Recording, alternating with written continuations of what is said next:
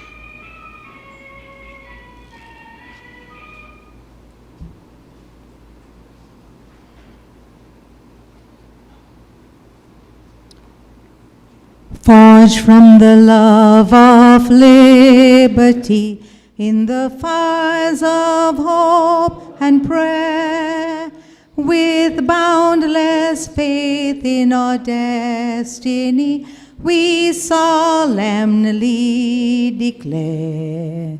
Side by side we stand, islands of the blue Caribbean Sea, this our native land. We pledge our lives to thee. Here every creed and race find an equal place, and may God bless our nation. Here every creed and race find an equal place, and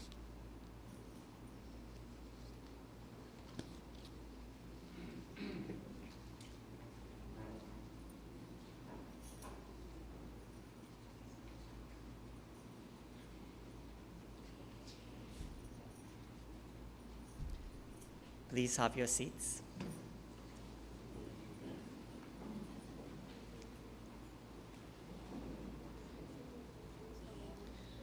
Aryaputraha, Rishiputraha, Mananiyaha, Sabha Manrinaha. Sarvan Hindu Janan Namami Pranamami. Hari Om, Namaskar, Sitaram.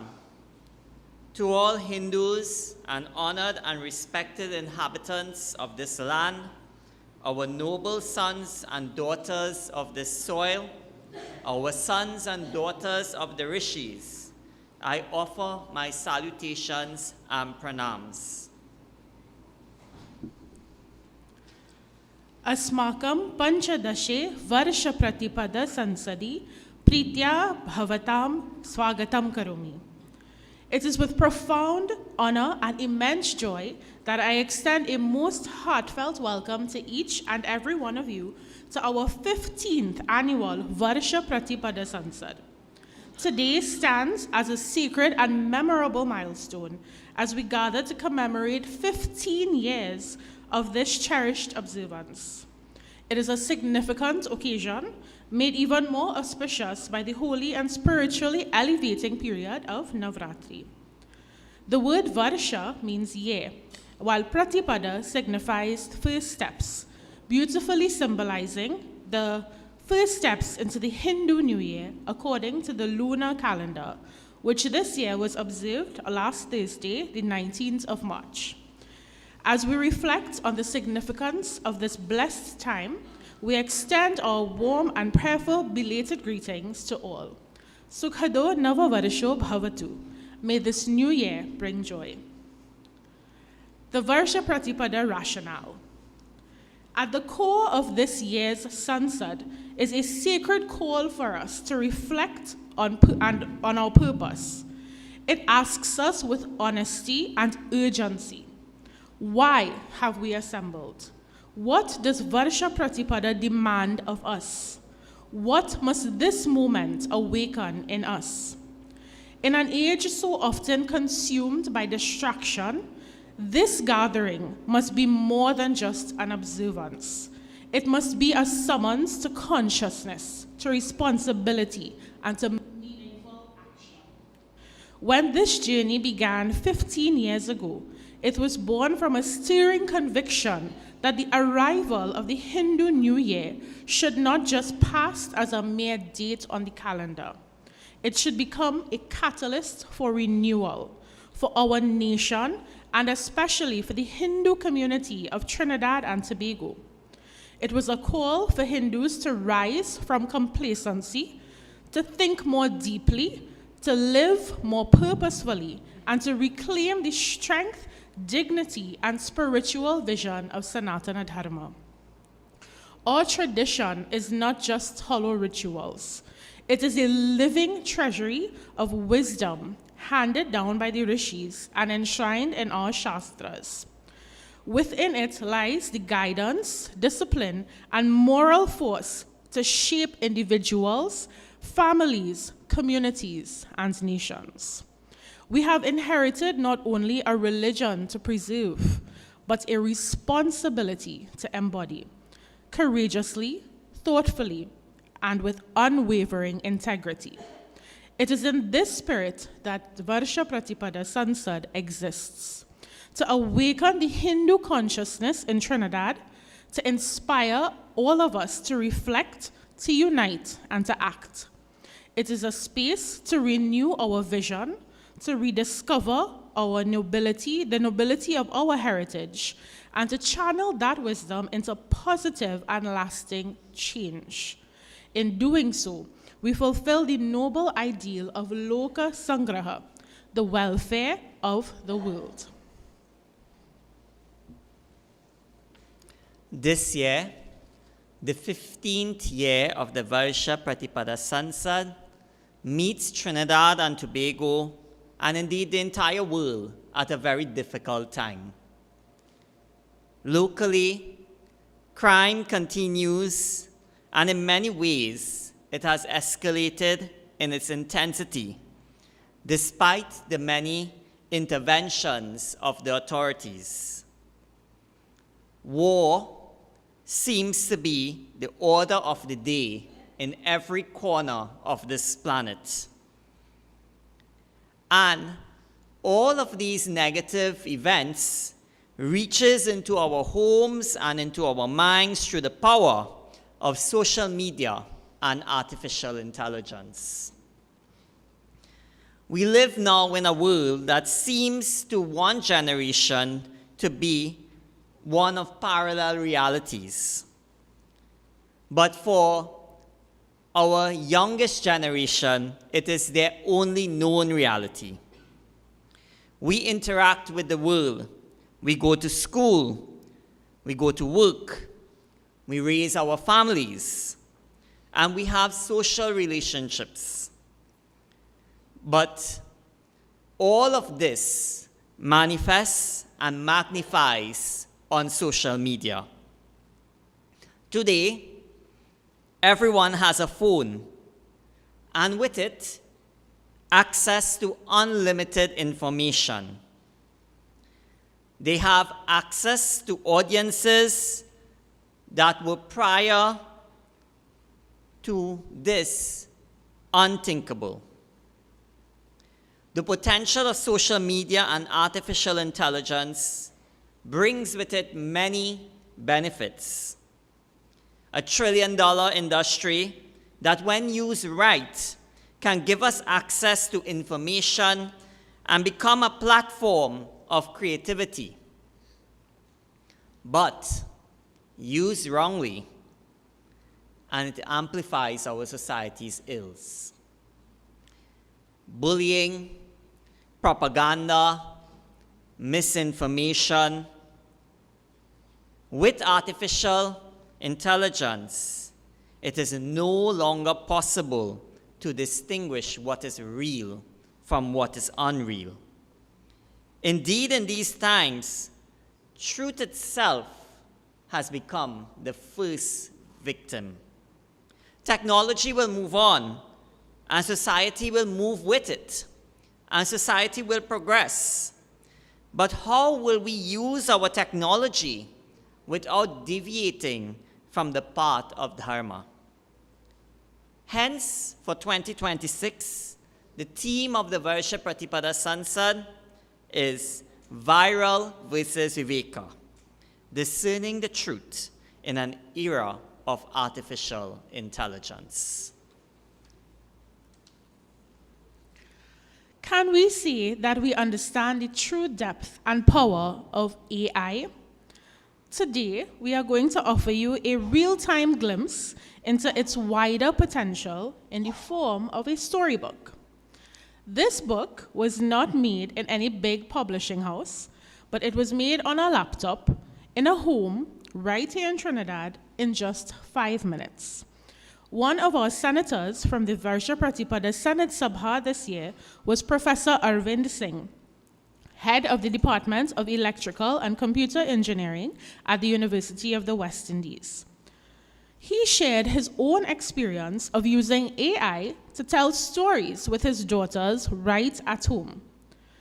Generative AI has the power to widen the boundaries of creativity.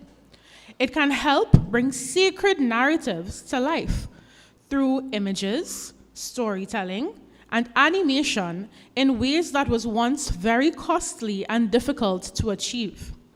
More importantly, it reveals how such tools can awaken imagination in our children, inspire creative expression, and open new doors for learning. Yet, even as we are about to admire its many possibilities, we must also think critically about its limits, including its inability to fully honor the pronunciation of our Shastric language. The storybook you're about to see is based on the mantra of the year 1995, written by Dr. Sri Raviji. Like I said, it was created in only 5 minutes using the tool Google Gemini Storybook Creator. All the images and sounds that you are about to see and experience were generated in such a short time. What we present today is more than just a display of technology. It is an invitation to consider how AI might be used in service of the Hindu community. So I invite you now to witness this presentation with attentive minds and reflective hearts. I invite you to listen, observe, and above all, think.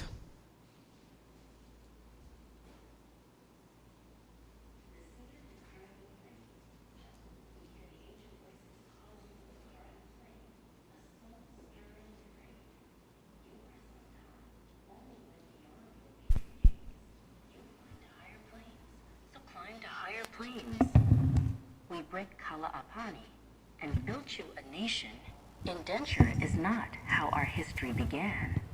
Ganga Maya lives in Mother Karani. That is what makes this a rainbow country, past to present in our hand, building up our motherland, the mother of the whole region.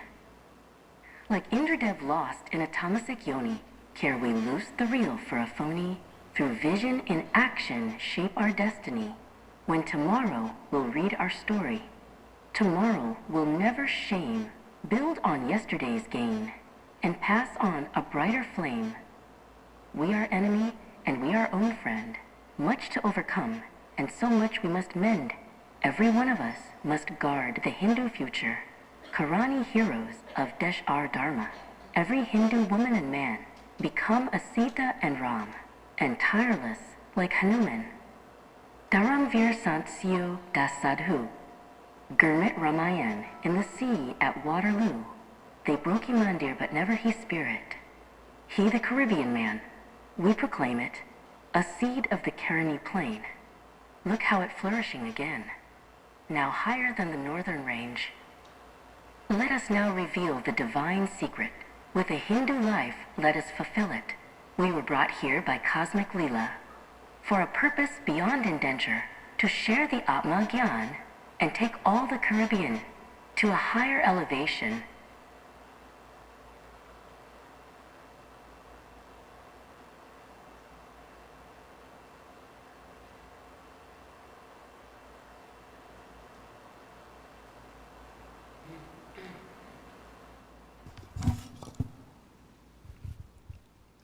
So no one wants to give a round of applause to AI?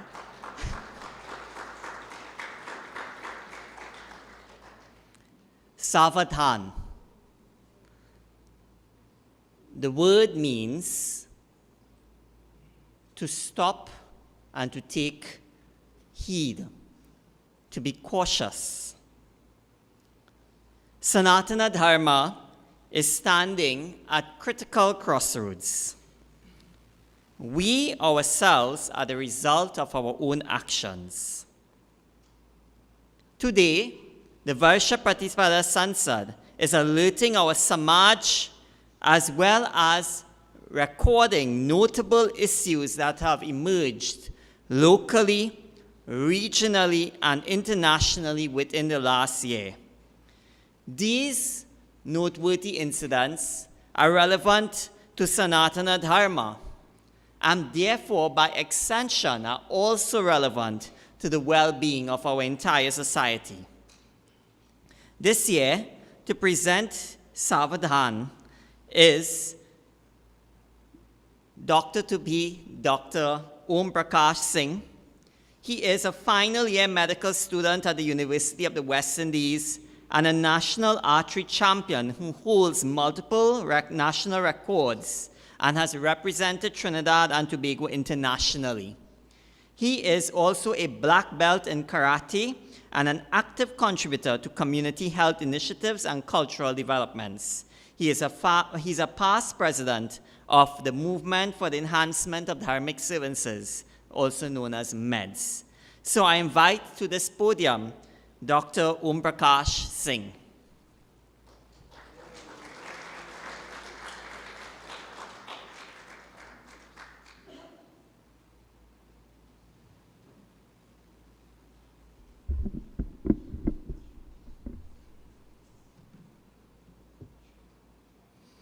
Namaste.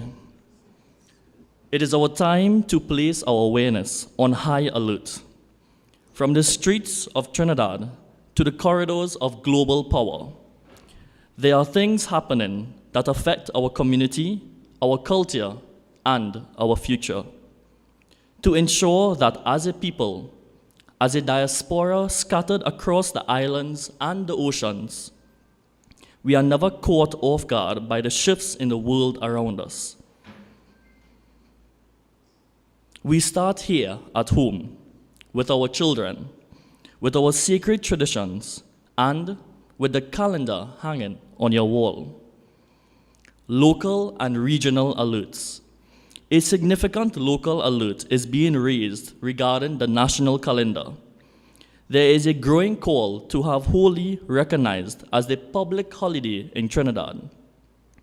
The argument, rooted in the principles of democracy and equality, points to an imbalance in the representation of religious holidays. Currently, the Christian calendar enjoys a majority of public holidays. However, as we look at the diaspora, particularly our brothers and sisters in Guyana and Suriname, Holi is already an established holiday. And the conversation goes deeper. We are proud in Trinidad to honor the 3 Indigenous Peoples' Days. And we should. But the alert being raised is this. If we honor the first people, why is there not a parallel effort to regularize the observances of other First People groups? We hear the term African indigenous used more and more, and it raises a question: where is that recognition on the calendar? Where is the regulation of those observances? Because right now, the message our children are receiving in schools is clear. Education is not as multicultural as it should be. When one group sees their holiest days closed on the calendar and another sees theirs ignored, what lesson are we teaching about equality? Savadhan, education for wholesome beings. The stress on education in our school system is real. We are so focused on grades and exams that we have forgotten the purpose of education: to prepare wholesome beings, to develop character. Character is not related to religion, but it should be allowed. It should be nurtured. Whether you are Hindu, Christian, Muslim, or Senatorial, the goal is the same: to raise children who are kind, brave, aware, and whole. Demand an education system that feeds the soul, not just the scorecard. Raise children who know who they are, where they come from, and what they stand for. This is the only real Savadhan, the real protection we can give them. We turn our attention now to a regional alert, a major shift in power dynamics. And this one stings just a little. Let us talk about the game the British gave us. They started cricket.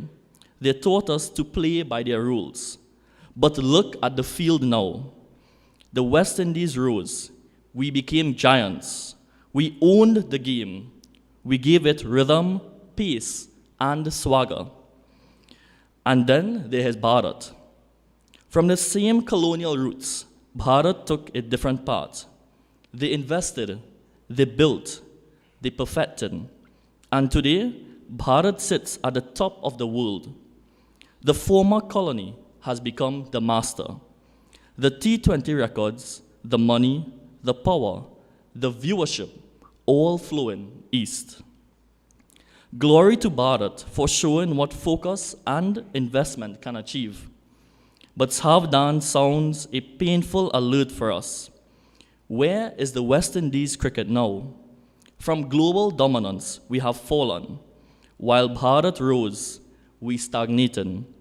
The giants who once terrified the world now struggle to qualify, struggle to compete. Savadhan warns, do not miss the lesson. Bharat took what the British gave and built an empire. We took what they gave and let it slip away. This is not just sports. This is a metaphor for our community, our culture, and our future. Bharat's rise is our inspiration. Our decline is our warning. Either we invest in our legacy like Bharat did, or we watch it be played by someone else. International alutes. A senior American official, Christopher Landau, has issued a stark warning to Washington. His message is simple. Do not make the same mistakes with Bharat that you made with China. For decades, America slept while China rose. They assumed engagement would lead to integration. They assumed trade would lead to democracy. They were wrong. And now they are playing catch-up in a game they started. Now with Bharat, they say they will not be naive again. Savadhan translates for us clearly. This is a double-edged sword. On one hand, it means America sees Bharat as a major player. They respect Bharat's rise. They fear Bharat's potential enough to want to shape it. But on the other hand, Savadhan warns, do not be fooled by friendship. This is not romance. This is a strategy. The United States will engage with Bharat to serve American interests. They will smile, they will sign deals, they will pose for photos, but they will also watch closely. They will compete fiercely. They will ensure their own dominance remains intact. Savadhan says, Bharat and the international community, be alert, be friends with everyone, but be dependent on no one. The world is realigning, and in this game of chess, pawns are sacrificed every day. AI conference in Bharat, technological supremacy. While the world is distracted by war, Bharat is hosting a massive AI conference. The AI Impact Week 2026 is currently underway, moving from algorithms to real-world solutions. The alert here is technological. The future is being written in India right now. While we debate holidays and calendars, the motherland is securing the future of tech. We must ensure our children in the Caribbean are not left behind in this digital revolution.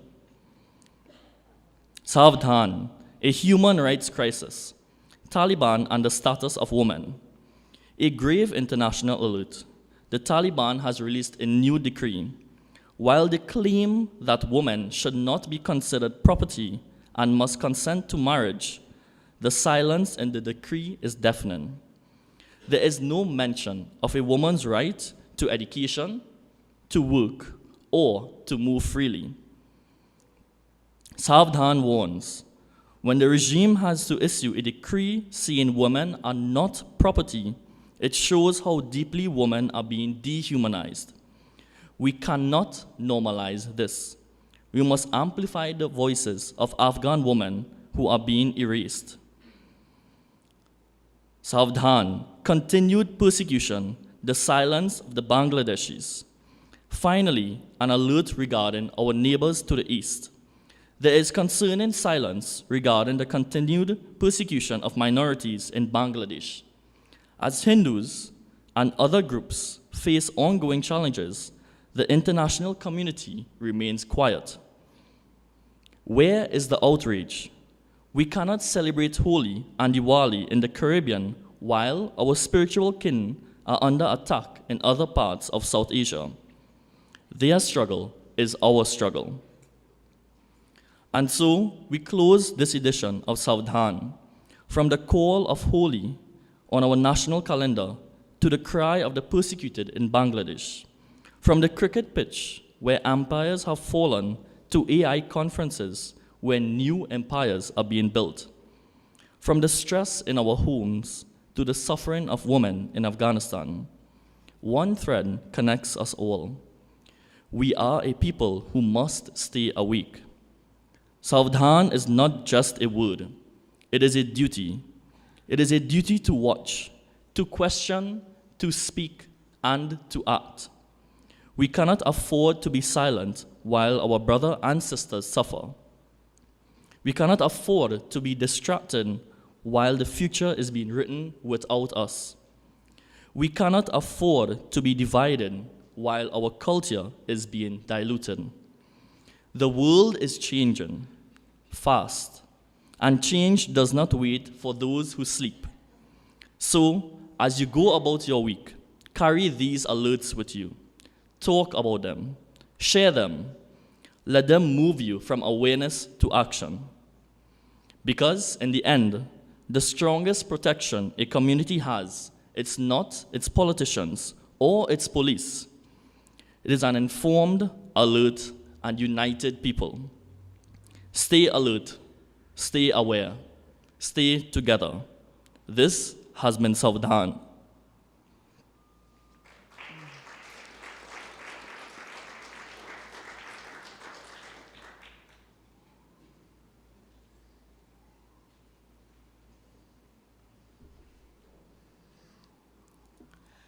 Each year, many Sanatani Hindus make a significant and irreplaceable contribution not only to Sanatana Dharma in Trinidad and Tobago, but to the entire society. They do this through Karma Yoga and the pursuit of Dharma, out of love for people and for our nation.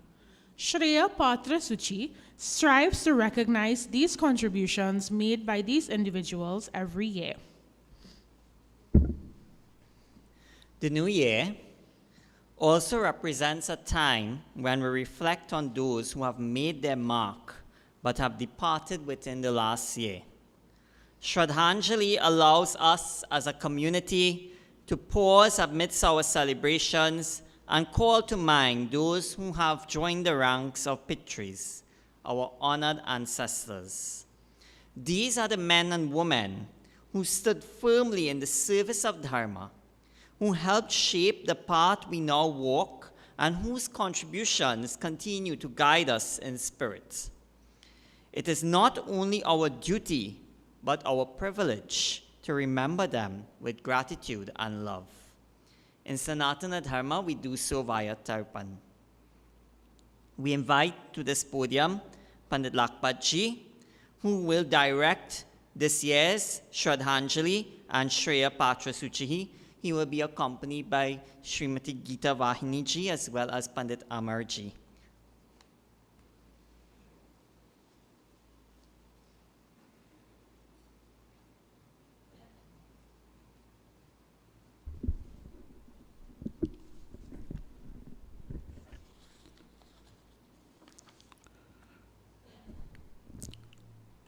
Param Pujya Bhagwadvaj, Param Pujya Swami Prakashananda, Sri Ravi ji, Geeta Vahini ji, heads of other organization, Pandit Amarsi Prasad, Revan Tilak Singh, Bal Maharaj, brothers and sisters, Namaskar. Shreya Patra Suchi 2026. The VPS has chosen to highlight the notable contributions and accomplishments of Hindus to the Hindu community and to our nation in the past year. VPS, through Shreya Patra Suchi, seeks to focus on selfless service in order to inform, support, and inspire, as well as for the uplift of all those who identify as Hindus. In every community, there are individuals whose silent dedication becomes the backbone of collective growth. Our awardee for Shreya Patra Suchi 2026, Sri Ruplal Rambihari, stands as one such pillar. A respected leader in Trinidad and Tobago's retail sector as Managing Director of the Quasi Supermarket Limited. He has been recognized for his integrity and service and has been honored with a long service award by the Supermarkets Association of Trinidad and Tobago in 2021. Yet, his contributions extend far beyond the world of commerce. From the inception to date, he has served as the president of the Chinmay Mission in Trinidad and Tobago, guiding the mission's activities with a deep sense of responsibility. Under his stewardship, the mission has continued to nurture learning, cultural rootedness, and community engagement. His service reflects not mere administration, but a sincere alignment with the mission's vision to make the wisdom of Vedanta accessible and relevant to all. I repeat that. His sincere alignment with the Chinmay's mission vision is to make the wisdom of Vedanta accessible and relevant to all. That same spirit of selfless seva finds expression in his soft acts of charity, such as partnering with the Hindu Women's Organization, PAHO, and World Health Organization to provide food vouchers to vulnerable families during their times of need. Sri Rupal Bihari Ji reminds us that the true contribution lies not in grand gestures, but in sustained commitment over a long period of time. With respect and gratitude, the VPS honor him for his dedicated seva and for being an integral part of the Hindu community and national community's journey. So we now have the honoring ceremony of Sri Rupal Bihari Ji. To assist us, we have Sri Ravi Ji,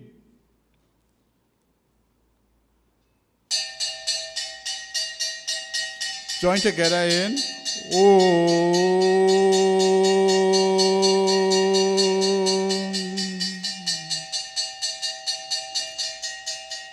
Again,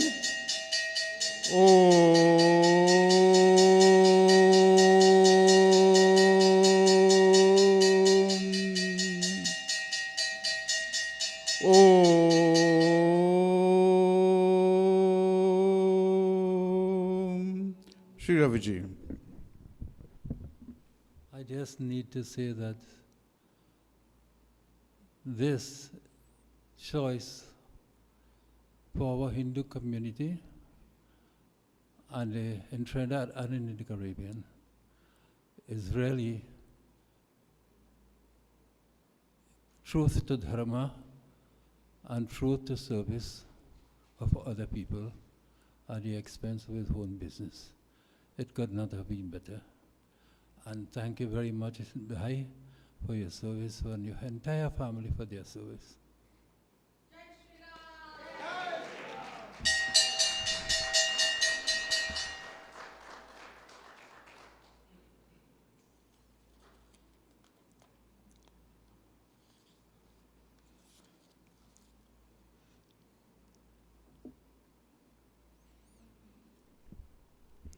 Shraddhanjali. Homage, honor, and respect for those who have, over the years, given selfless service to the Hindu community and the nation at large. Shraddhanjali gives us an opportunity to pay honor and respect and to pray and to offer our prayers for their journey to the supreme, the goal supreme. May it be peaceful and safe.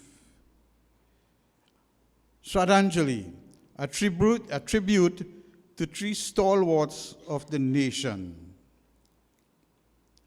It is with profound respect we pay homage to three extraordinary sons of the soil, Sri Devrup Timal Ji, Dr. Hans Hanuman Singh Ji, and Pandit Dudnath Cheri.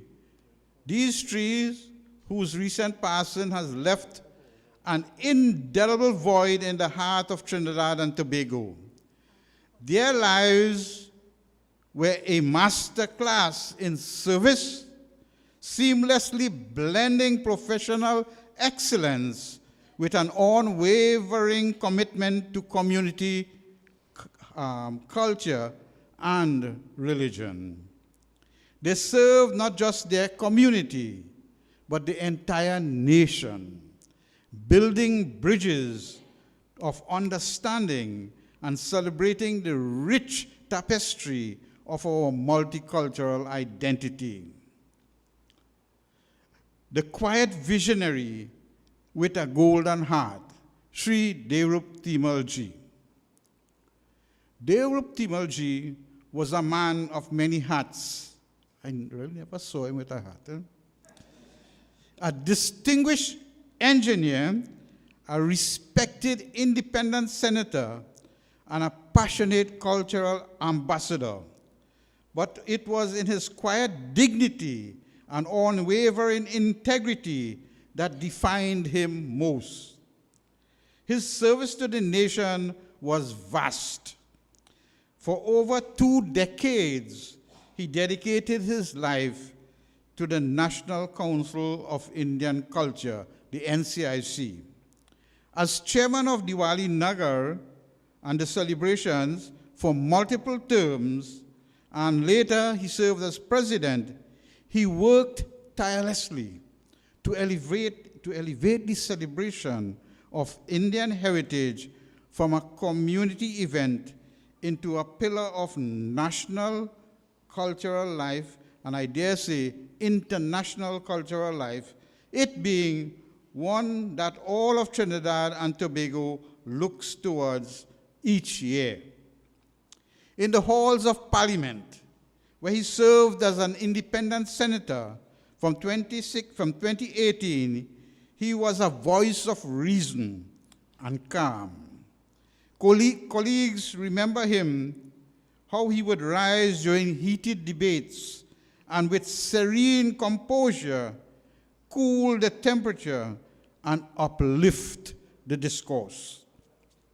He was an exemplar of nobility and expertise, dedicated to maintaining the dignity of Parliament. His patriotism was also deeply spiritual. Since 1988, he led the Hindu Swayamsevak Sangh, embodying the dharmik principles of selfless service. President of the Senate, Wade Mark, beautifully captured this by stating, and I quote, he, meaning Devrup Timal Ji, he, I quote from Senator Mark, he led not with fanfare, but with a quiet dedication and spiritual strength. His work enriched the lives of thousands, unquote. Remarkably, his vision extended beyond the shores of Trinidad and Tobago. He was a true regionalist, working closely with our friends in Guyana, our Guyanese brothers and sisters, helping many during difficult times, and ardently supporting the struggle for the restoration of democracy in Guyana. He saw the Indian diaspora as one family and worked to build connections across the Caribbean, inviting regional speakers to the Diwali Nagar and diaspora conferences which he helped organize. VPS honors him with Shraddhanjali, Om Sad Gati. Our next on the list, the golden voice that built a nation. Guess who? Dr. Hans Hanuman Singh.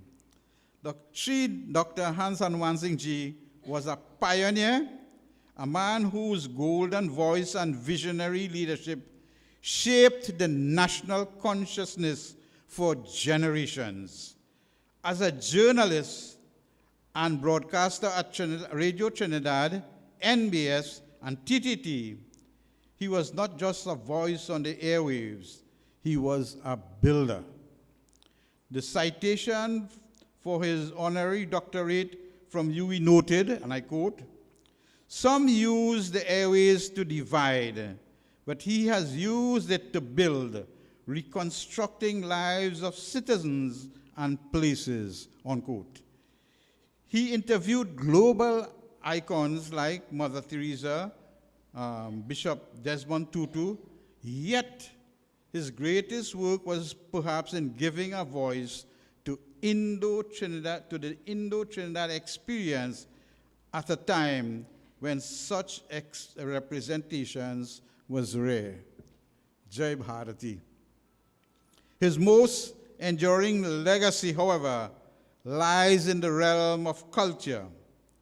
As the founding president of the NCIC, he conceptualized and established the Diwali Nagar, transforming it from an idea into the largest Diwali celebration outside of India. The largest in Trinidad, we have the largest Diwali celebration outside of India. And is a staple in the national calendar. His vision was profoundly ecumenical, not economy, right?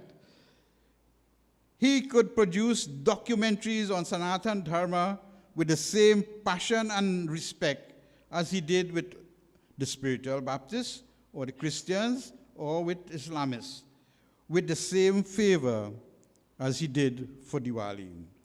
This spirit of inclusion was his gift to the nation, helping to weave Indian culture into the multicultural tapestry of Trinidad and Tobago. Even as the youngest MP in the Commonwealth at the age of 24, his contributions were marked by a spirit of humanitarianism and nationalism, once successfully moving a motion to honor Mahatma Gandhi, a figure whom he deeply admired. Shraddhanjali, Om Sad Gati. The Sang and Diwali, a shared legacy of service. Both, I'm talking here now of both Devup Timal Ji and Dr. Hans Hanuman Singh Ji. Both these great men understood that service to the community was service to the nation. Their paths were intertwined through the institutions they loved. While Devup Timal Ji provided the steady spiritual leadership to the Hindu Swayamsevak Sangh for decades, instilling the values of discipline and selfless service on its members, of which I am one of them, Dr. Hans Hanuman Singh Ji, through his genius, created the physical and cultural space, the Diwali Nagar, where the entire nation could come and witness the beauty of our tradition. They were custodians of a legacy, ensuring that the values of Sanatana Dharma were not confined to the temples or homes, but were shared with the wider world as a contribution to national identity. Sri Devup Timal Ji himself acknowledged this describing Sri Hanuman Singh Ji and his work on the Nagar as unique and large and of a large magnitude to our nation. We express gratitude to Sri Devrup Timal Ji, the compassionate soul who fed stray animals and loved his family deeply, and his Dharma Patni Gita Ji is here, taught us that strength lies in quiet service. Dr. Hans Hanuman Singh Ji, the boy from Las Lomas, who became a national icon, taught us that our voice, when used with integrity, can build and unite a nation. Om Shraddhanjali, VPS Shraddhanjali, to both of these great men. Om Sadgati, may their extraordinary legacies continue to inspire us all. Pandit, our third member for Shraddhanjali this year, Pandit Dudnath Chedi. With reverence and gratitude, we offer our Shraddhanjali to Pandit Dudnath Chedi Ji, a devoted servant of Dharma and a guiding light in the community. Pandit Dudnath Chedi Ji was born on the 7th of November, 1935. Pandit Ji lived with his family at Rochard Road, Pinal, South Trinidad. On the 20th of August, 1960, Pandit Chedi took sanskar and formally joined the Arya Pratinidhi Sabha. He began performing Vedic sanskars, havans, and lectures in 1962 and continued to practice until December 2025. Pandit Chedi Ji served as an officer and executive member of the Arya Pratinidhi Sabha of Trinidad and Tobago for years. Up until his passing, he served as the manager and resident Pandit at the Barakpur APS Vedic School for over 60 years. His contributions to the dissemination of Vedic knowledge is unrivaled. Pandit Chedi not only served Arya Samajas, but anyone who came to his door.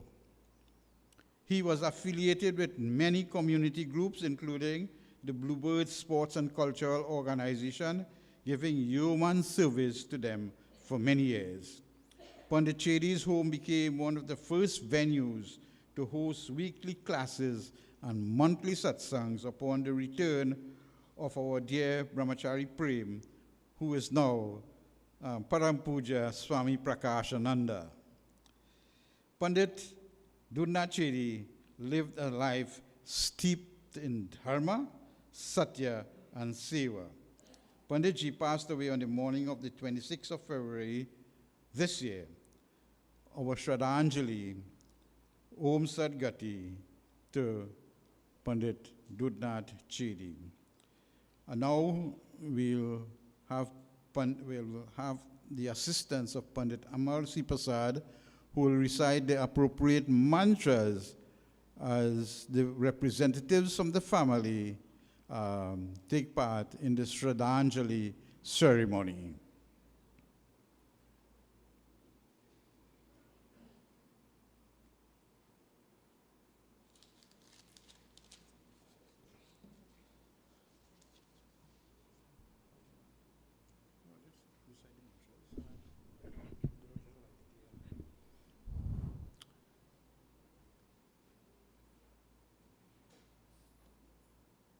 Offerings are made to Bhagwan is Sri Krishna Bhagwan or Vishnu Bhagwan.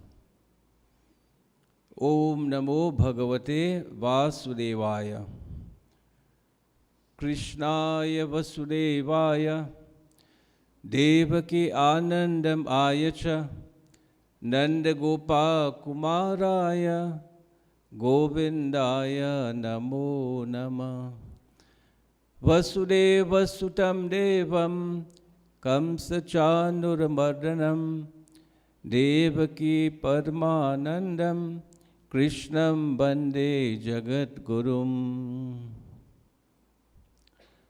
Bhattaya pratibodhitam bhagavata Narayanena swayam Vyasena gratitam purana munina Madi mahabharatam Arvaitamrita varshinim bhagavatim Ashtadashadhyayinim Ambatvam anusandadhami Bhagavad Gita Bhavadveshinim Namostute Vyasa Vishal Buddhi Pular Vindayata Patra Netra Yena Tvaya Bharata Telna Purna Prajwalito Jnanamaya Pradipaha Prapanna Parijataya Totra Vetraika Panaye Jnana Mudraya Snaya Geetam Ritaduhe Namaha Sarvopanishado Gavo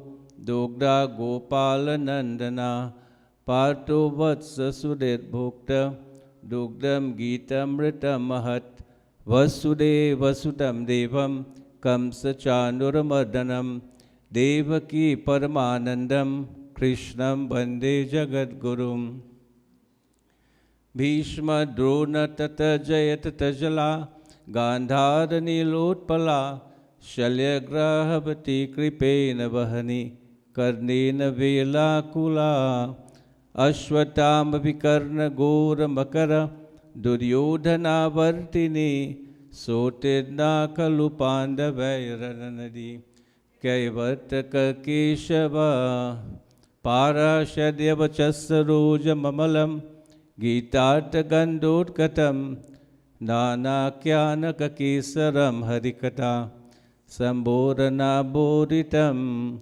Loke Sajjana Shatpadairaharaha Pipiyamanam Murat Bhuyad Bharata Pankajam Kalimalam Prajvamsana Sreyase Mukam Karoti Vachalam Pangum Lam Gayate Girim Yat Kripatamaham Bande Paramananda Madhavam Yam Brahma Varunendra Rudra Maruta Stunvanti Divyaistavai Virai Sangha Padakramo Upanishadai Gayantiyam Samaga Dhyana Vastita Targatena Manasa Pashyantiyam Yogino Yasyantam Navidusura Suragana Devaya Tasmai Nama Devaya Tasmai Nama Devaya Tasmai Nama Om Namo Bhagavate Vasudevaya Om Namo Bhagavate Vasudevaya Om Namo Bhagavate Vasudevaya एक बार बोलो श्री कृष्णचंद्र भगवान की जय Thank you very much, Panditji. As I close, VPS once again offer our Shraddhanjali to Sri Derupji, Sri Hans Hanumanji, and Pandit Tudnachiri. Om Sadgati.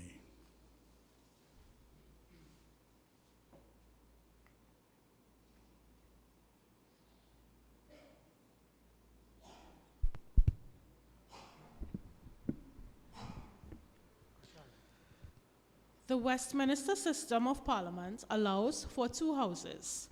The House of Representatives consists of elected members of the parliament. The Senate, however, consists of prominent citizens, professionals of various walks of life, whose expertise may assist in societal deliberations. This year, for Varsha Pratipada Sansad, our 7th Senate Sabha took place on the 1st of March 2026 at the Hindu Prachar Kendra. To recap the deliberations of that event, we request the Sabhapati Mahoday, the chair of the Senate, to give us a report. Our Sabhapati for this year was Dr. Vedavid Manik, who is a medical consultant in internal medicine with interests in geriatrics and palliative care at the Sangre Grande Hospital. He is an active member of the Vishwanath Hindu Social and Cultural Organization. We now invite him to provide the Senatorial report of the 7th Senate 2026.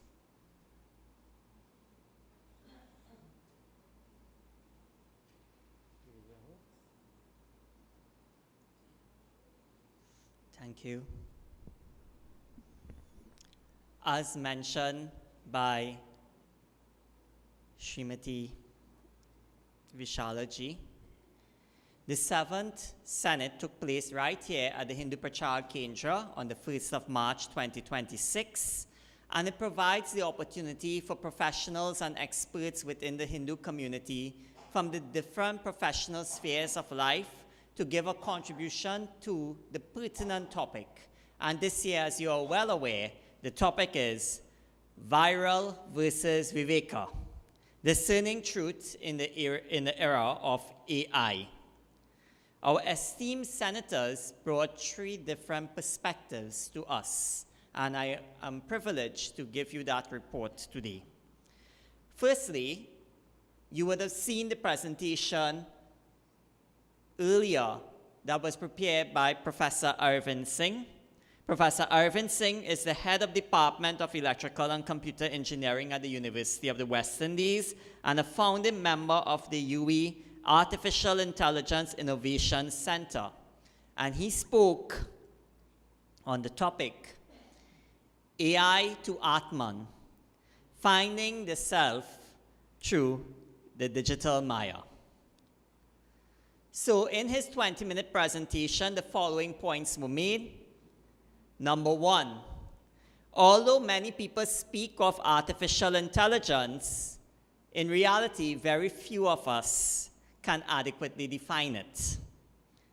It is not a new phenomenon, but it has been present and pervasive in the technology and our lives for quite some time, actually, through grammar correction, search engines, social media algorithms, filters, entertainment apps, navigation, self-driving cars, and other applications.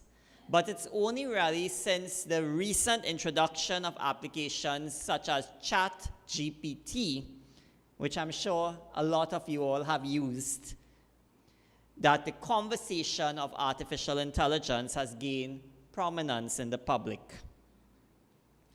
So you may want to know, how does this artificial intelligence work? Well, according to Dr. Singh, just as a human being is taught discernment in the world by recognizing patterns. For example, how would you recognize a dog from a cat? A similar process takes place with the artificial intelligence application. It begins with a blank canvas, and we as humans teach it to recognize patterns. It is not merely copying text, but it is learning to recognize these patterns. And these patterns, we are gradually teaching artificial intelligence to learn all the patterns of the human knowledge as we have gathered over time. It does not discern on its own. It only presents what we ask it to do. Therefore, as human beings, our own discernment is absolutely essential. As Professor Singh said, it's not viral versus Vivek, but the responsible use of artificial intelligence requires viral Vivek. As the users of artificial intelligence, it is our responsibility to do Shravanam, Mananam, as we engage with the technology, to properly discern the information that it provides. We cannot afford to be lazy about artificial intelligence. Specifically for spiritual seekers, it was quite disappointing to hear that we cannot chat GPT our way to moksha. We still require the Guru, the Parampara, and the Shastra to do this for us. So, The development of artificial intelligence now introduces a phenomenon where creators are now creating a digital Maya. We are recreating the Antakarana using technology, with the exception of the Ahamkara. And therefore, in the continued development of artificial intelligence, it is critical that as a Hindu community, and particularly our Hindu philosophers, they need to get involved and on board with the conversation of the technology. These were some of the important points of Professor Arvind Singh. Our next senator in the program was Dr. Valini Pandit. Dr. Valini Pandit is a clinical psychologist and yoga acharya, and she spoke about the topic, the impact of artificial intelligence and social media on mental health. So, let me see how many of us remember that conversation she had with us that day. Does anyone want to hazard a guess how many times a day does the average human being touch his or her phone? According to the research, according to Dr. Pandit, the average human being touches his or her phone 2,600 times a day. And how many hours do you think our teenagers spend on screen time?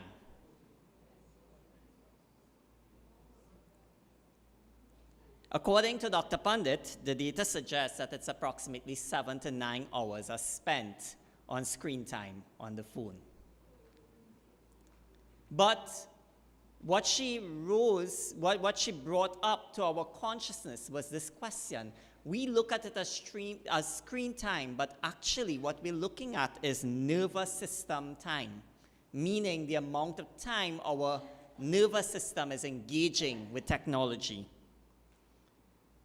The continued use of social media and technology has led to overstimulation of nervous systems and the release of dopamine, which leads to several challenges, including shame, shortened attention spans. Some of us have actively experienced this during this time while we have been seated here this afternoon. And the AI world is constantly provided a subtle but continuous stress response. Dr. Pandit made two comparisons, the viral mind versus the Viveka mind.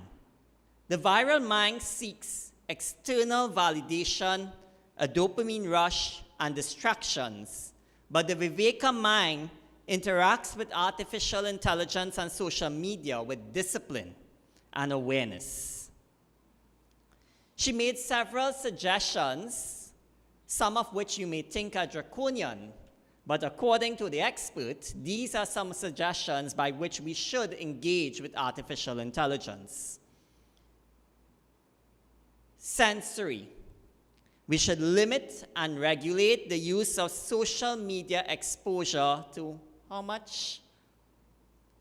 30 minutes a day. From 7 to 9 hours to 30 minutes a day.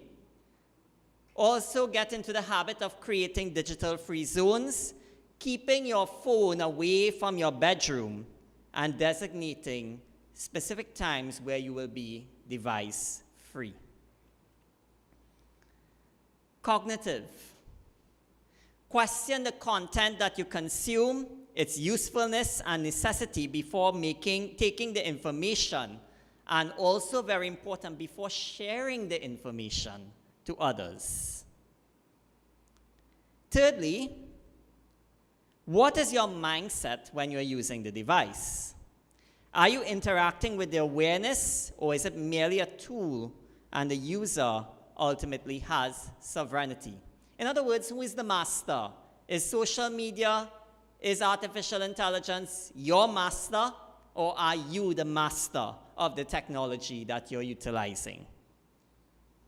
Our third senator came from the Gen Z, the generation which interacts with artificial intelligence the most, and that is Miss soon-to-be Dr. Kimberly Samaru, a graduate of the Swaha Hindu College and a national scholar. She highlighted some things that may seem very obvious. For example, to many of us who are of age or may not want to admit that we are coming of age, there seems to be a difference between the virtual and technological world from the real world. But as a young person growing up today, there is no distinction between a virtual world and a real world, because there has never been a time in her life and in many of our younger generations' lives that they have not had technology as part of their lives. She acknowledged the digital divide.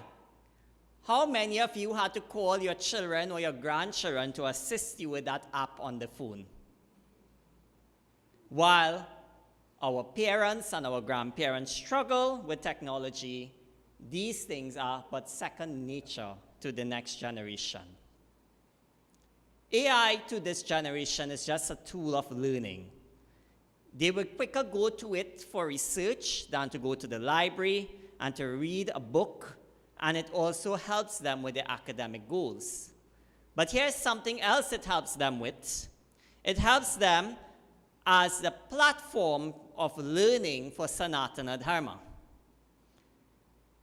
The new generation is using artificial intelligence to break down concepts of Sanatana Dharma that to them seem simpler than going to the scriptures or consulting with our pundits. However, she does acknowledge that with this, we cannot validate, and therefore we have to be responsible in the use of the technology. Social media is now being used in a space where there is a lot of hatred, and that includes hatred against Sanatana Dharma. It becomes a tool by which bullying takes place. And as young people and as a people, we need to ask ourselves a question: how are we going to respond to these negativities? Will we choose to respond emotively, or will we choose to disengage? Social media is slowly, as you probably realize, becoming the preferred means by which we engage with our satsang amongst our generation. Whether or not this is good, it remains for us to contemplate on, but it is the reality that we are seeing today. These were the comments of our 3 esteemed senators this year for our Senate, which took place on the 1st of March, 2026.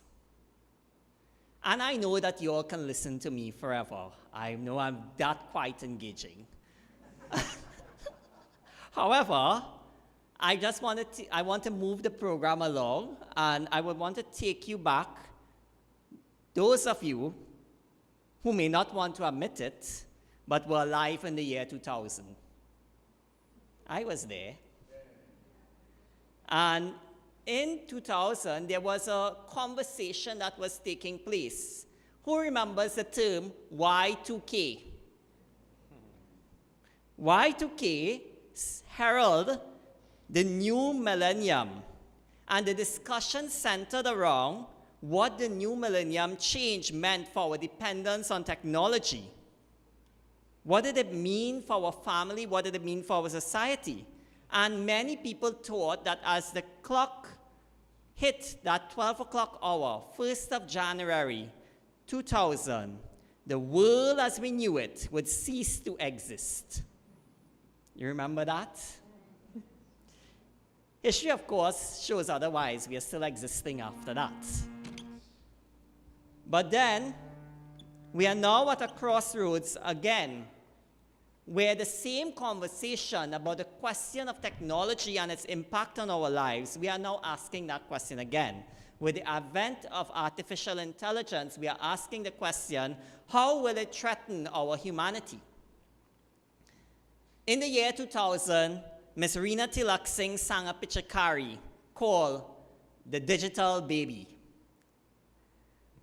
Perhaps some of the words were already prophetic, and some of them are still relevant and be a warning for us in this time to come. This Pichakari expresses some of the concerns, not just with regards to the advances of technology, but also with regards to the family and its influence on ourselves as well as others. We welcome to this stage Mrs. Rina Tilak Singh to render the wonderful Pichakari, Digital Baby. All the way back from 2000, we bring it today again in our conversations. Namaskar. I am so lonely. I am so lonely at home alone with nobody. Everybody bahut busy. There's no time for me.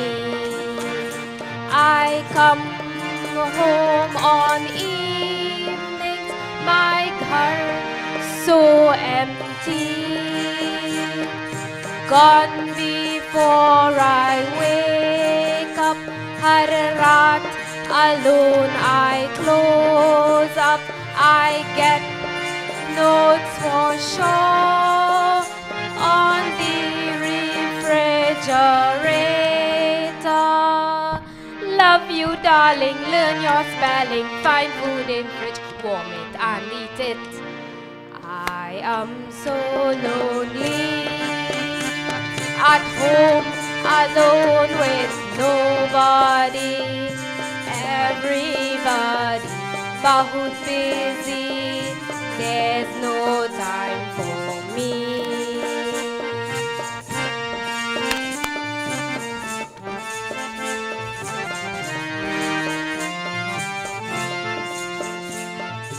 कहाँ है आजा और कहाँ है आजी, who'll sing me a lory and tell me कहानी. On bike में नाना, riding with nani.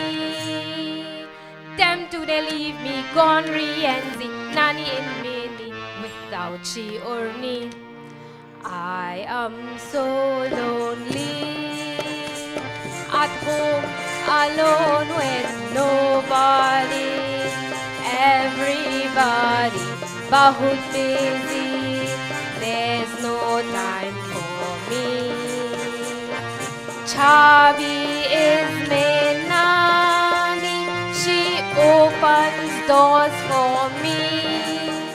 The doorbell, my didi, who greets me so sweetly. My teddy, so chubby, it's Baya who hugs me.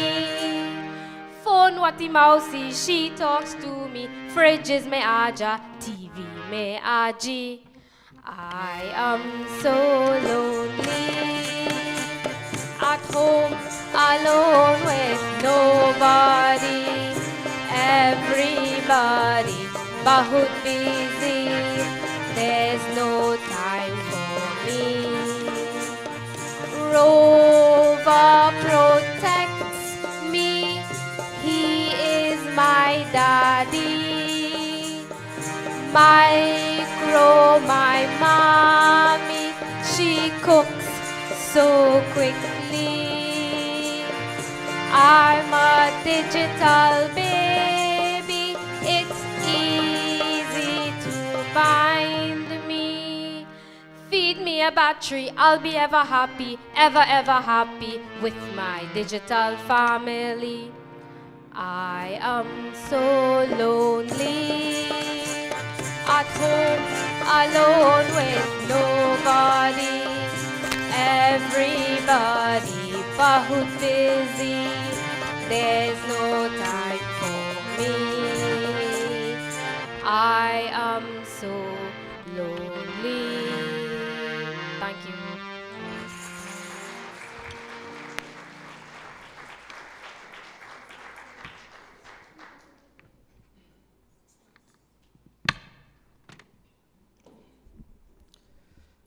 Namaskar. As brother to Rina, who just sung, I could say clearly that was almost an autobiography. I have the esteemed honor and the pleasure to introduce someone very special.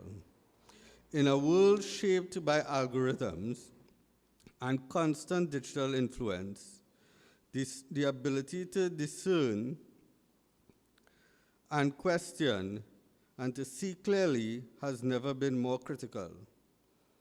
It is on us to evaluate information, to rise above the noise, and to anchor ourselves in wisdom that is true.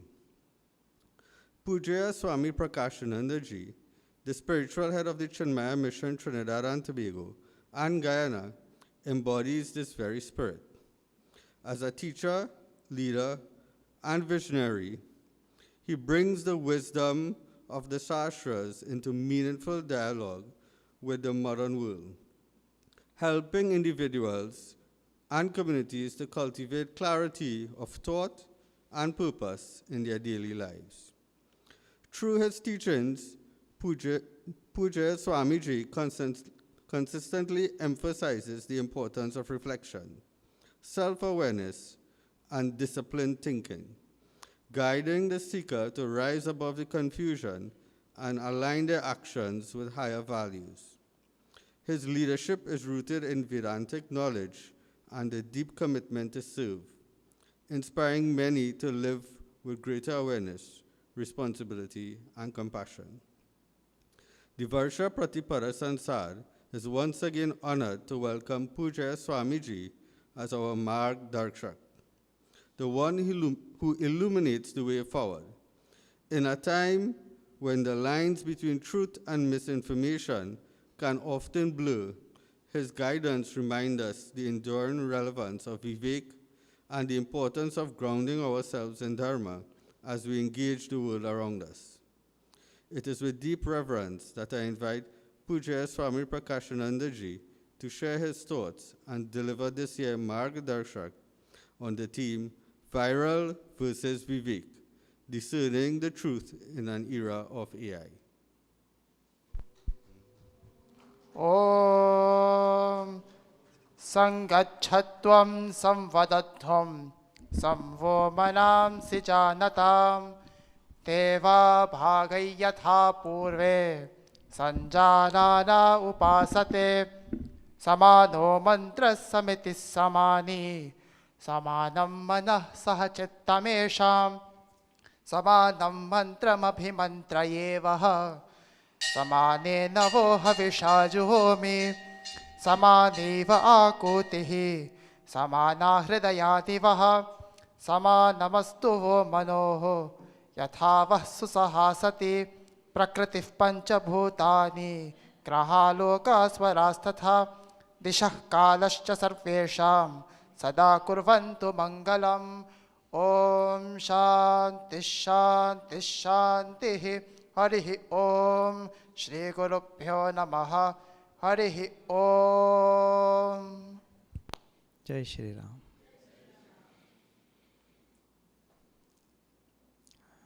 Let me say that I am happy to be here once more this year. I cannot believe that I have given 14 talks already.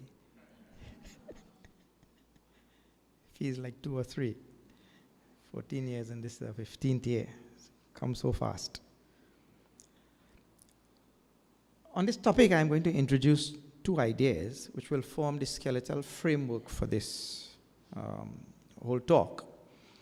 And these are 2 ideas which are deeply embedded in our Shastras. In 2025, number 1, in 2025, the Nobel Peace Prize went to 3 economists who revisited a 1940s idea of Joseph Schumpeter called creative destruction.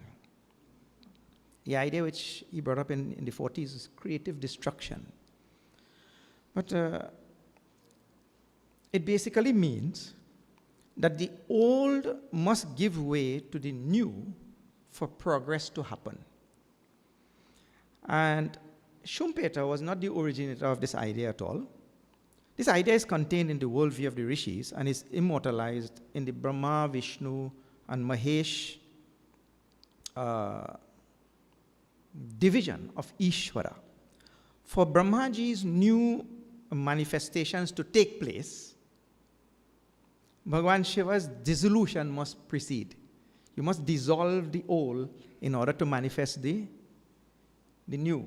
And this is what is really happening with technology and all the developments today.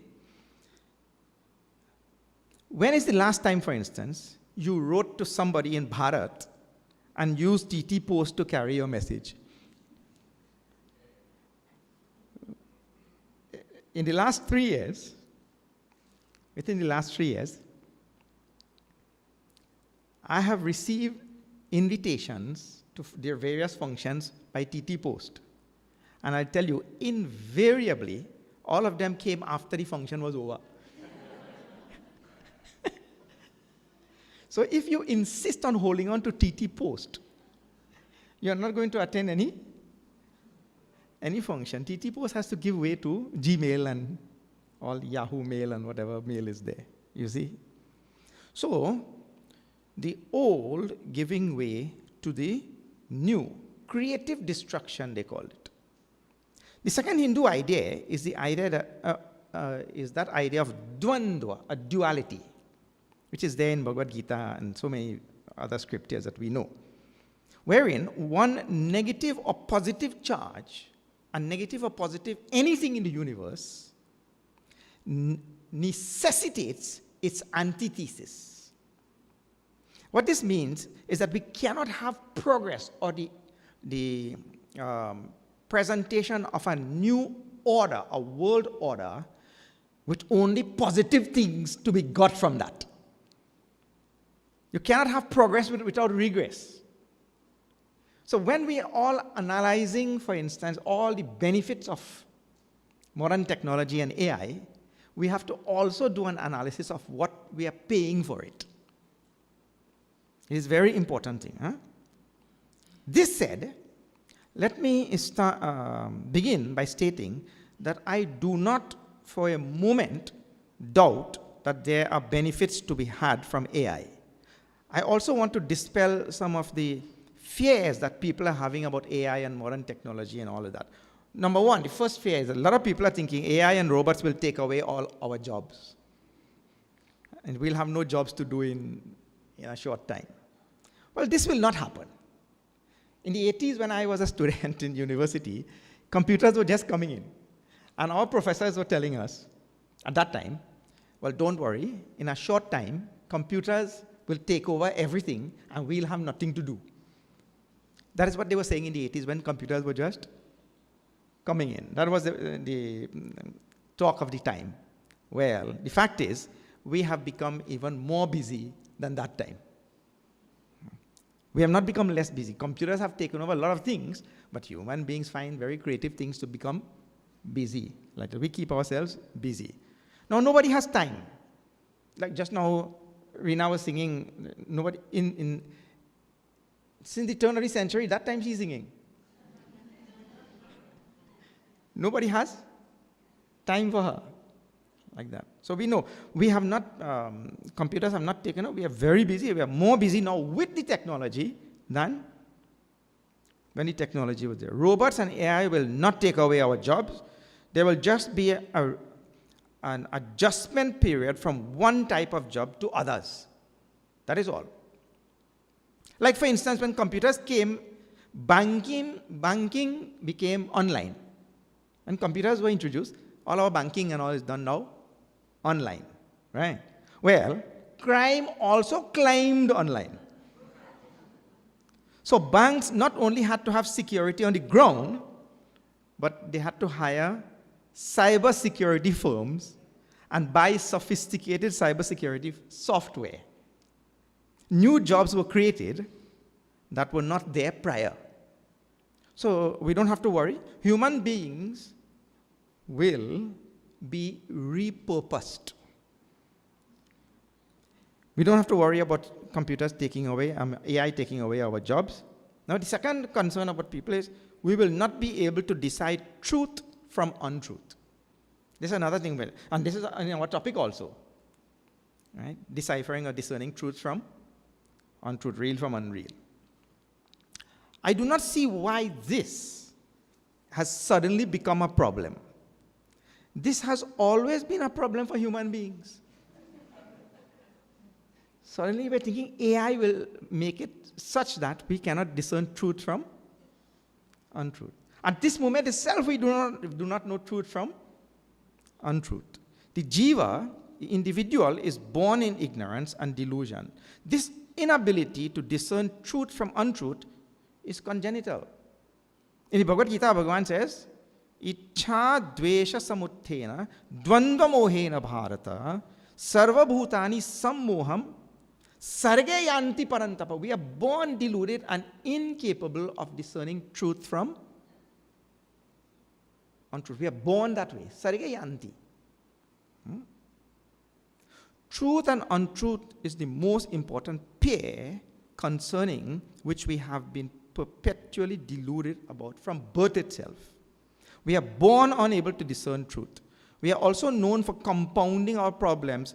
So we have, from the dawn of civilizations, always cultivated and peddled baseless propaganda and untruth. We are known for doing that. We peddle it like anything. And so we go on creating more problems. One fellow went to a bookstore and he saw a book there. And the title of the book was, How to Eradicate 50% of Your Problems. Well, he said he buy 2.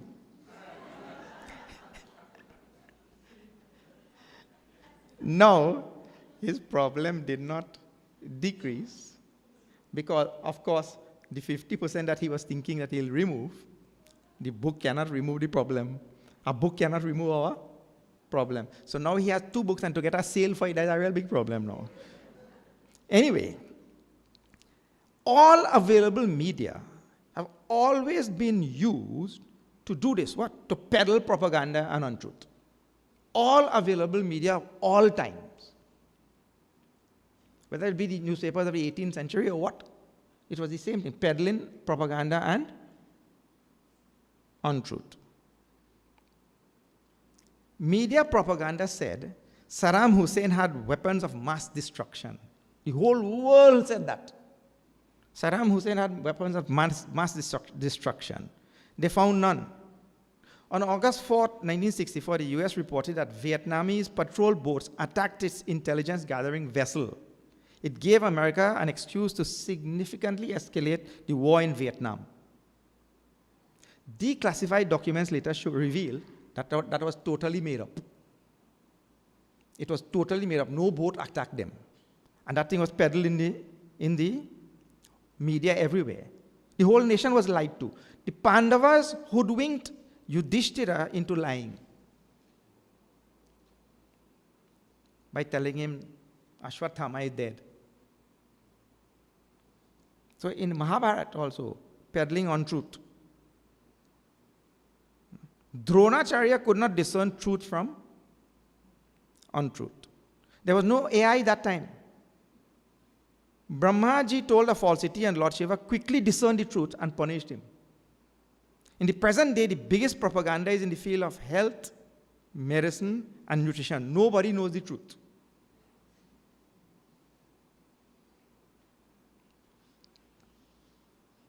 Balaise house is built from drug money. Nobody knows the truth.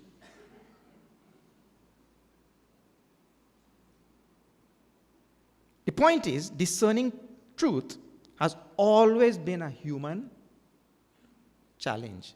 Always. The only question then is, in the present context, is AI exacerbating the problem? Is technology exacerbating that problem, making it worse? Many people feel that technology has worsened the problems and that things are going to get extremely bad. Untruth has just gotten wings, they say. The claim is technology has made it much easier to spread untruth. It has given a bigger reach to the people who are spreading untruth and propaganda. And it is harder to detect truth from untruth because of the subtle nuances that can be introduced by modern technology. All of these things may be true. Dr. Valini Pandit, who Vedavitji spoke so much about, in her dissertation in the VPS Senate, highlighted the myriad problems we are facing due to modern technology. We see, therefore, that while there are indeed many benefits, and I don't really deny the benefits, while there are many benefits to technology and AI, there are serious downsides to it as well. The Dvandva Moha concept, being deluded by Dvandva, always thinking that whatever we see as benefit in the world is unaccompanied by a downside. That is wrong thinking. That is deluded thinking. That there is only benefit from technology and there is no downside. If we have bought that idea, well then we have fallen prey to the delusion of samsara. We should not fall prey to the feeling that technology will have only benefits. There has necessarily to be a downside. Let us take a look at the downside of this modern technology a little bit. Dr. Pandit says that as a clinical psychologist, she is treating right now, in her career, chronic sleep disruption, shortened attention spans, comparison-driven shame, and identity confusions in adolescence. Only this week, around Wednesday or so, this preceding week, Oxford, Gallup, and the United Nations came together to bring out the World Happiness Report for 2026. The report found that young people have a much lower level of well-being than 15 years ago due to the effects of social media use. One may say, well, our topic is about AI. It is not about social media. But what is really happening, the issue is this. AI is being used to make social media addictive.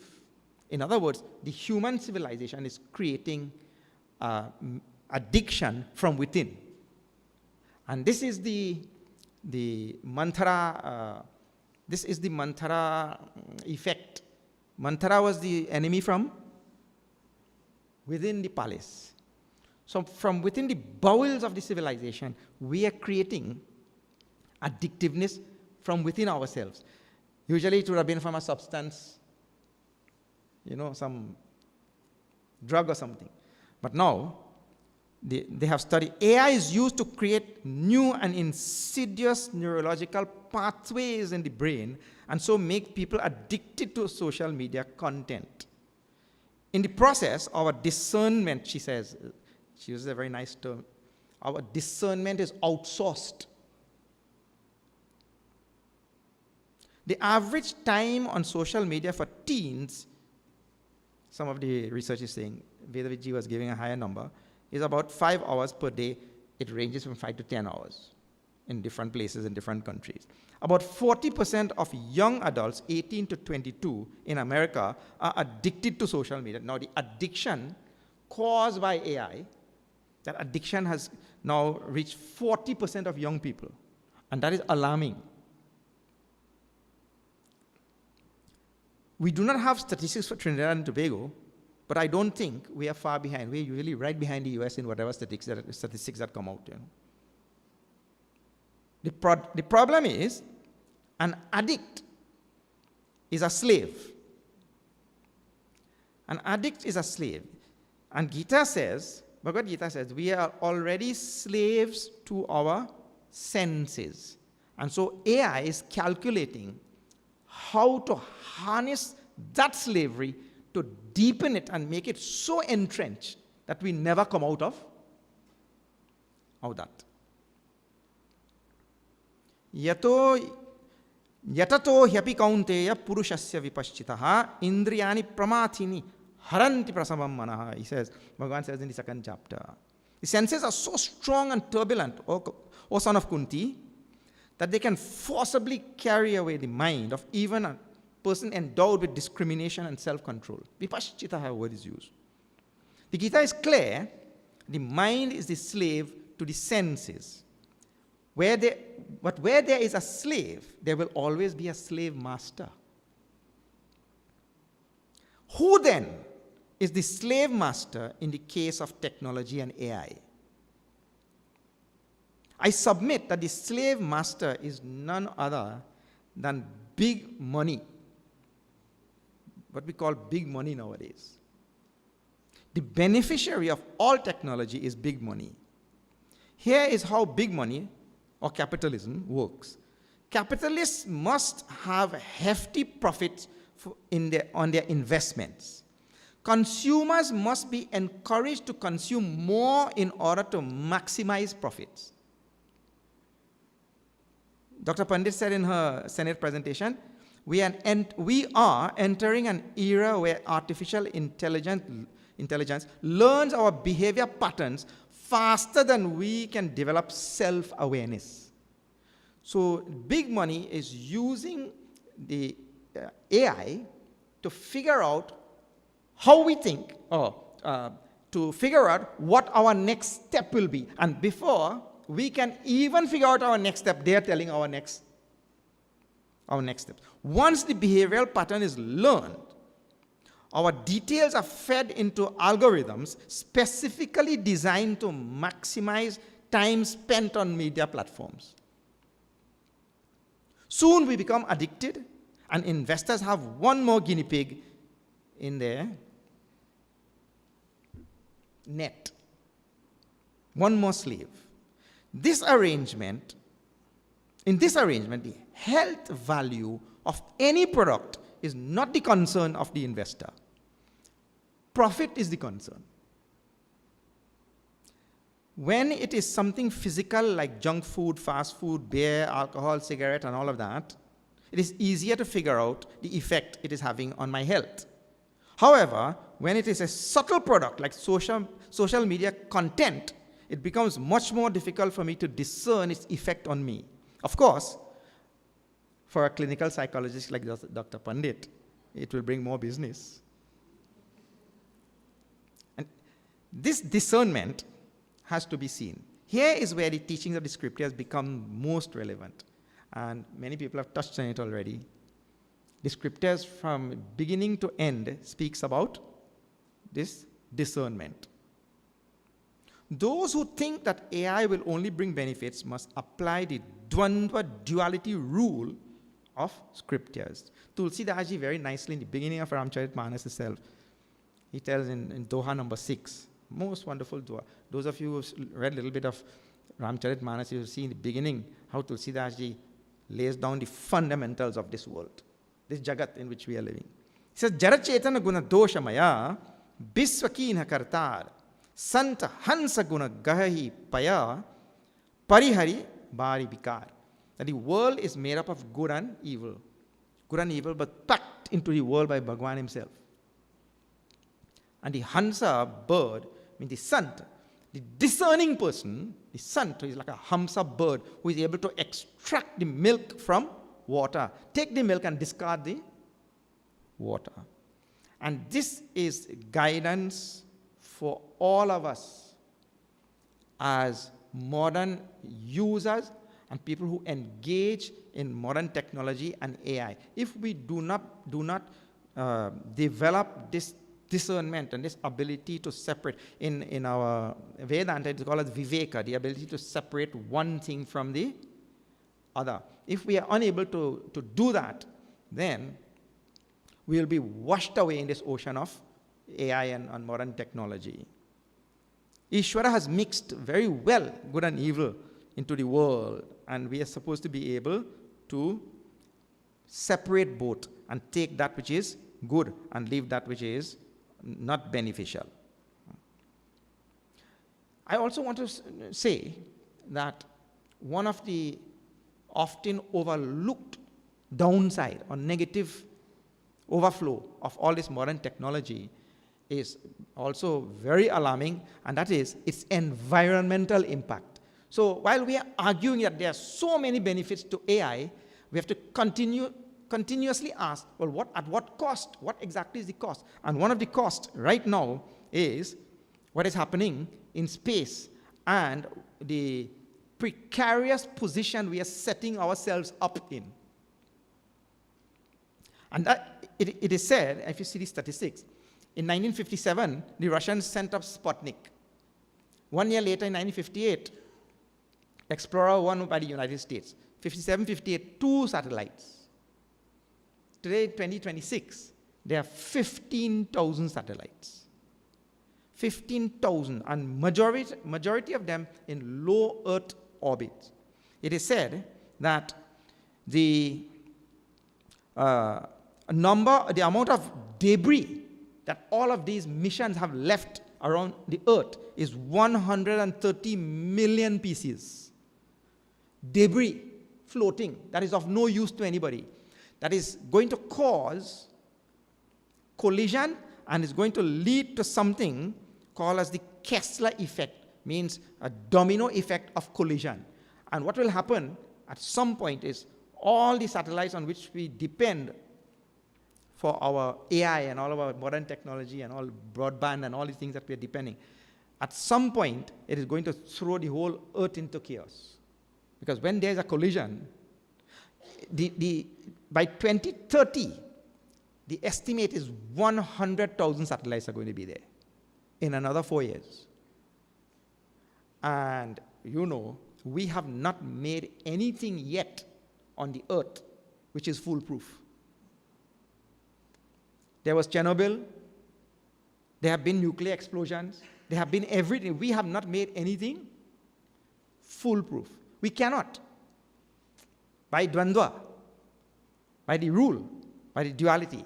So, these are the downsides of this whole AI, and there are many things there, the loss of our privacy and our freedom, and so many things to be followed.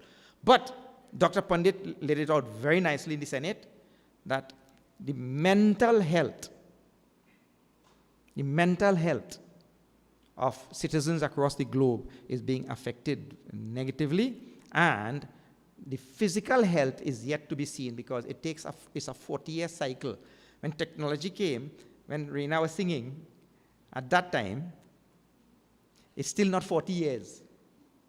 So we are going to see the physical effect of these things in 40 years, because the next generation, the only exercise they are getting is their thumbs.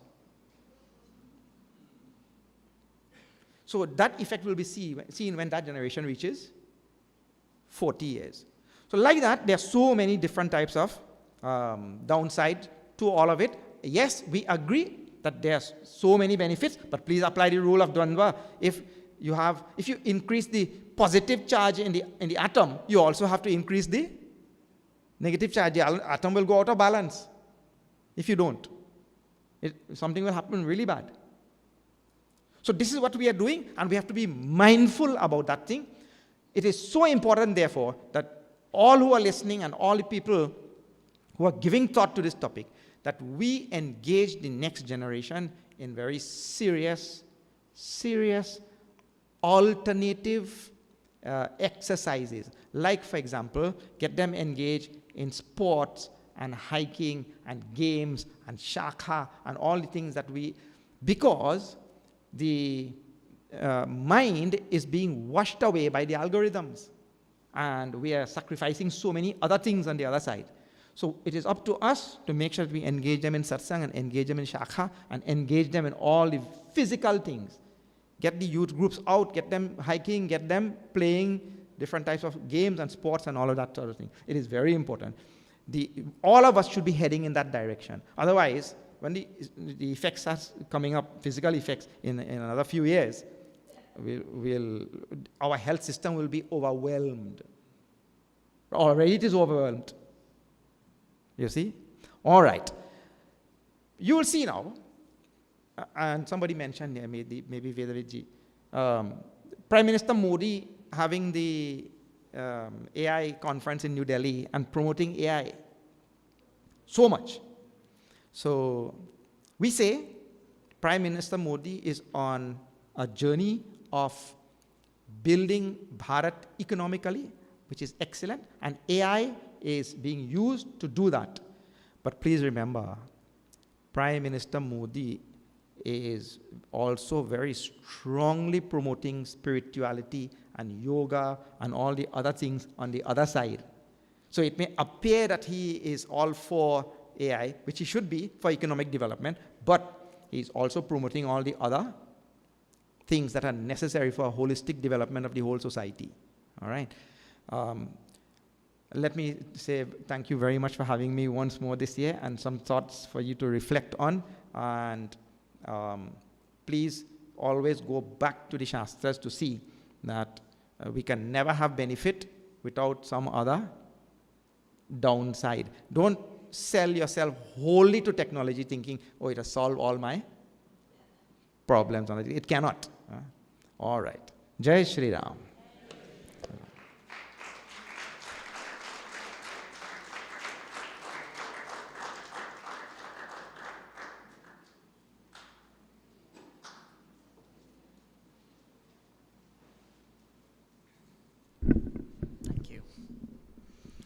Margadarshak, the one who points the way.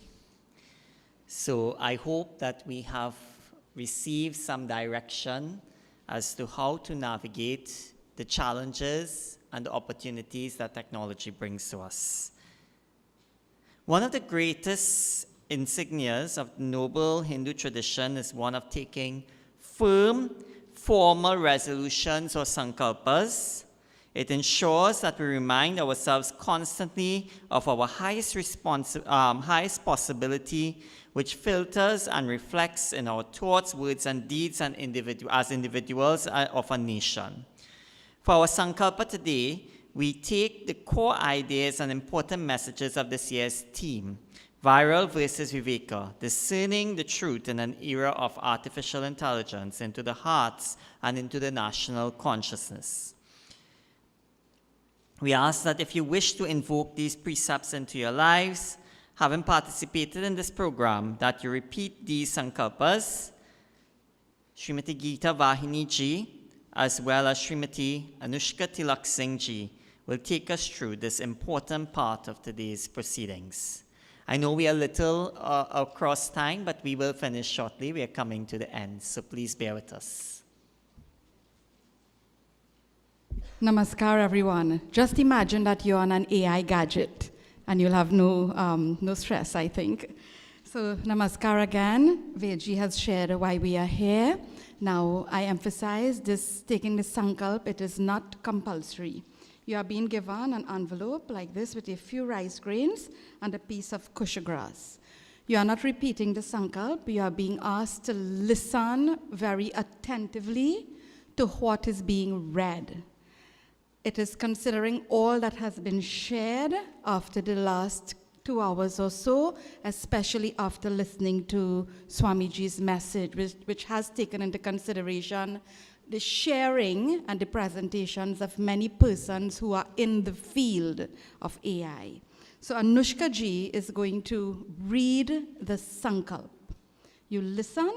If you feel you can commit, then I'll ask you to stand with the rice grains and the kush grass in your hand, and we take the sankalp. So Anushka ji will read.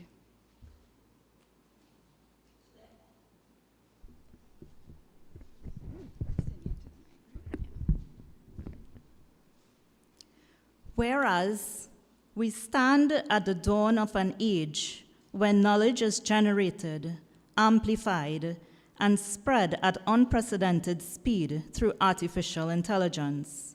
And whereas these technologies, while powerful, can blur the line between truth and illusion, spreading that which is viral but not necessarily true. And whereas Sanatan Dharma upholds Satya, truth, and Viveka, discernment, as essential guides in navigating illusion and complexity. And whereas in the era, each of us is not only a consumer, but also a creator and amplifier of information, bearing responsibility for what we share and shape. Be it resolved, 1, we uphold truth as a sacred duty, and commit to exercising Viveka in all interactions with AI, questioning, verifying, and discerning before accepting or sharing.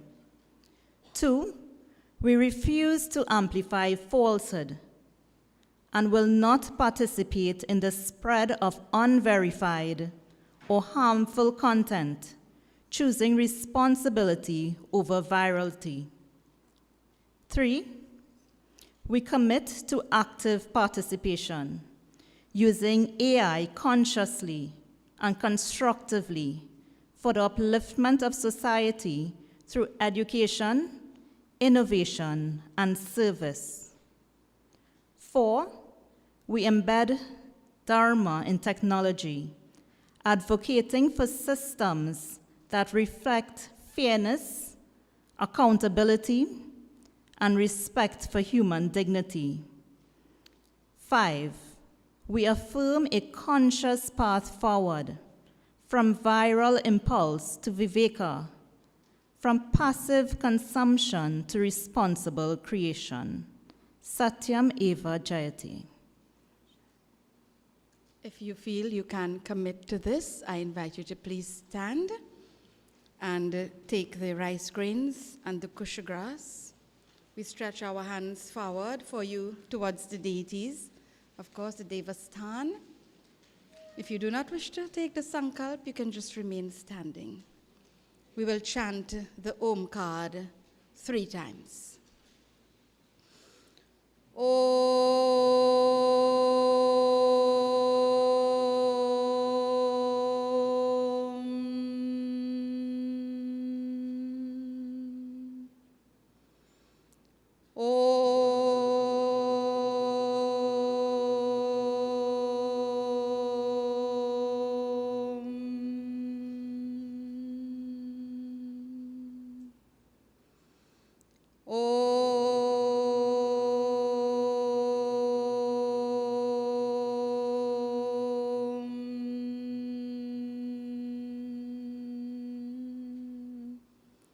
Please repeat. Satyam Eva Jayate.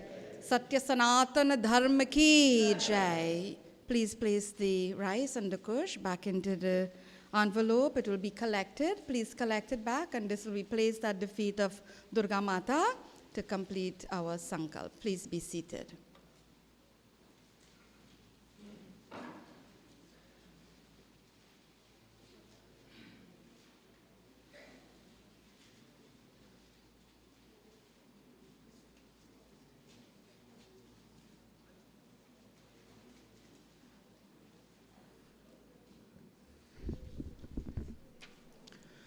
As we near the end of our program, on behalf of the Varsha Pratipada Sansad, we offer our heartfelt gratitude to all those who made the sacred gathering possible, our honored guests, presenters, and every sevak and sevika whose donation gave life to this occasion.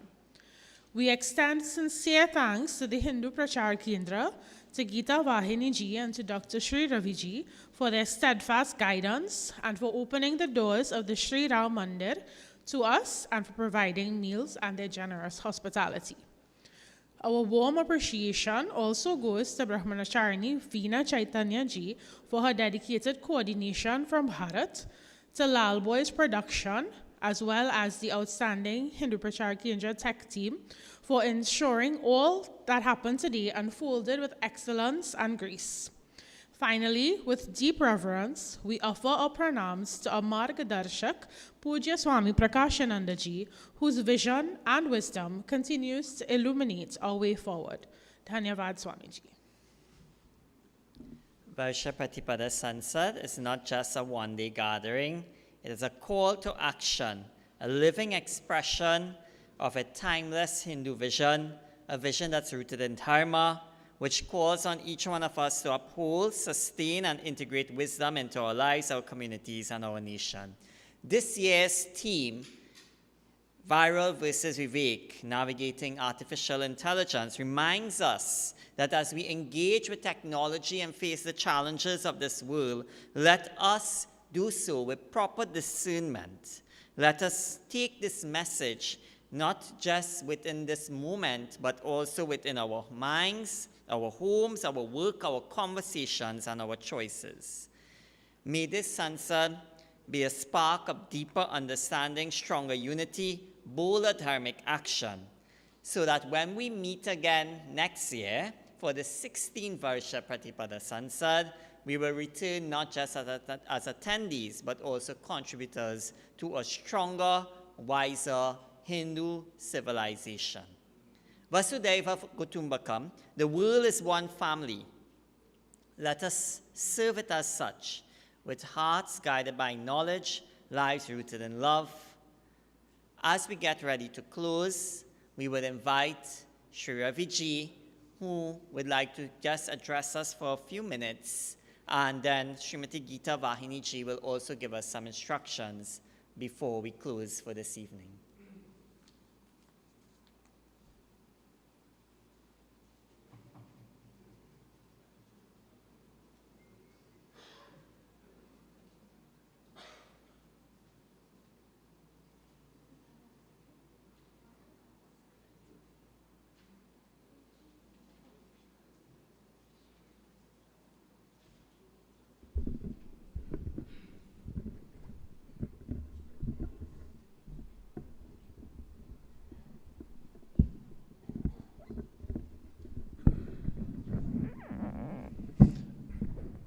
Jai Sri Ram. I ask for this opportunity to suggest something to you who have attended. It's about Save Hindu. I just use it as an acronym because I want to play with that. So called here to pay attention to our present time, what's happening. And we heard a very, very important message from Swamiji on this issue. And that is what inspired me to ask you in a way like to recruit you. So you would realize that this format, the way it is done, it is very Hindu, but outside of the general scope of how we understand Hindu activities. You'll find also that it has had a civilizational projection. And the name Senate tries to interpret modern issue structure into a Hindu affair with a particular thing to get our attention that we have to organize ourselves as if we are civilization, which is an overall aspect of nations.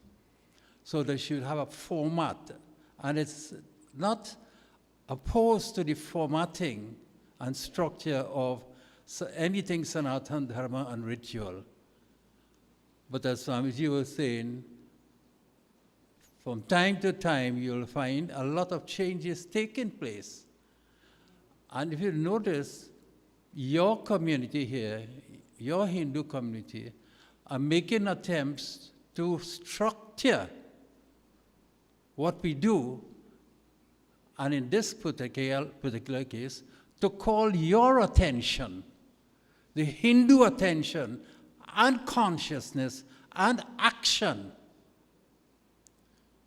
to bear on our presence in Trinidad and Tobago and in the Caribbean. So why did I say save? Because what I'm asking for would, through Swamiji and other principles of Varsha Pratipada, is to understand the need for your support. It's not an airy-gairy kind of thing going on here.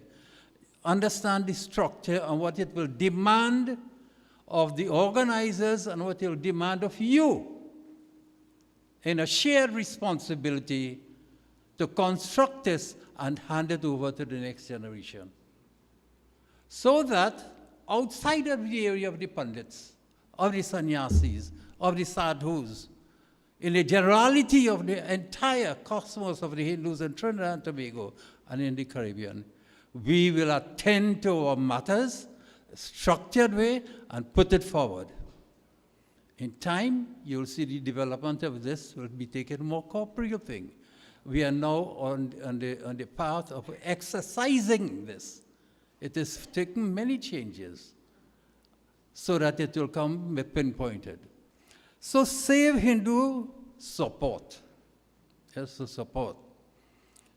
A, how do you support? The main thing we ask you to do, we'll do the work. Attend. Attend.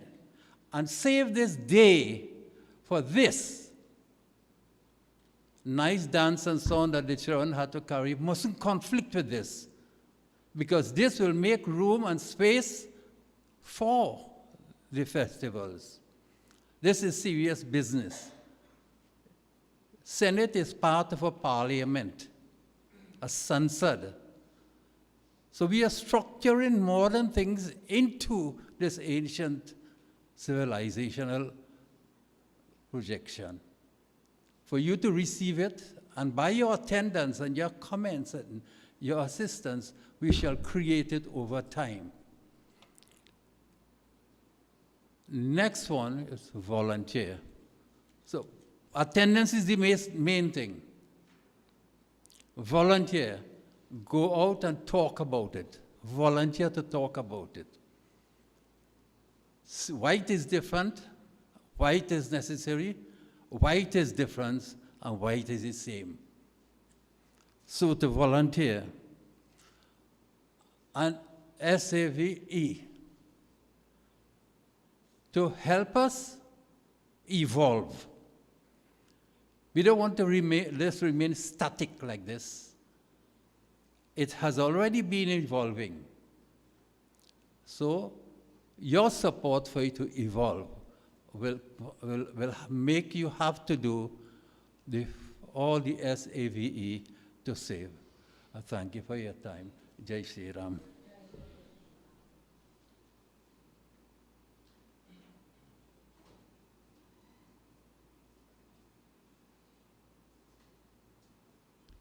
Namaskar again. Raviji said to save, but right now I need you to give. So, yeah. So the RT will be passed around. These programs require a lot of resources. Whatever you can contribute, they will be passing very quietly. We appeal for your support. Really, your presence is the most valuable support. But whatever you can contribute in the RT, it will be greatly appreciated. So just 2-3 very small items and we'll be finished. Our MCs thanked everyone, and we want to thank both of them, our Dr. Veda Vijay and Kumari Vishala Siudat. You know, when you are organizing and managing programs like this, there are always so many different changes, how you adjust, how you link. They are really VPS professional MCs. So we appreciate all the efforts and dedication, so much planning over the last 2-3 nights and even weeks before, right? So 2 more items. We are introducing Shubha Aramba, and I'll call on Swami Prakashananda ji to say why this, because this is a very festive time.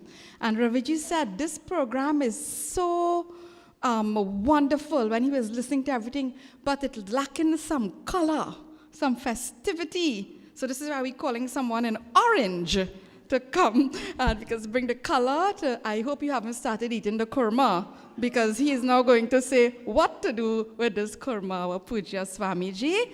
And after this, we will invite the Dvaj Pranam to be done.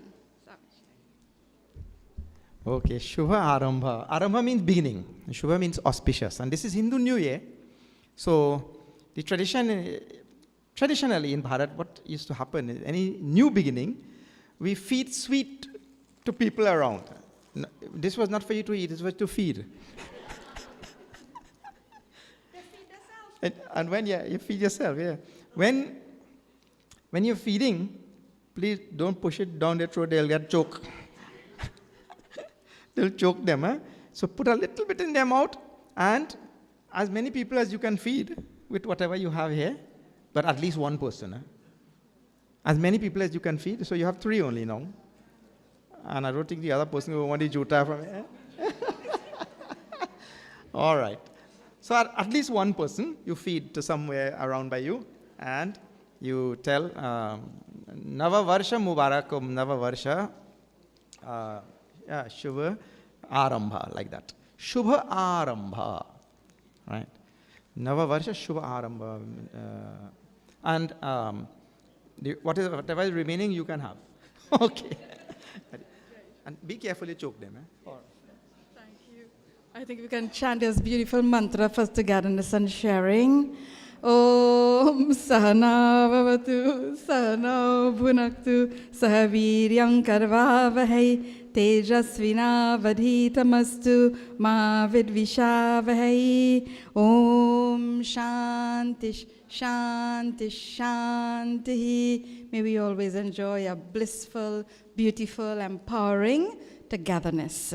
I'll now invite you to all stand once you have finished sharing and eating and not choking. Our Dr. Vishal Sunarayan to lead us in the Dvaja Pranam.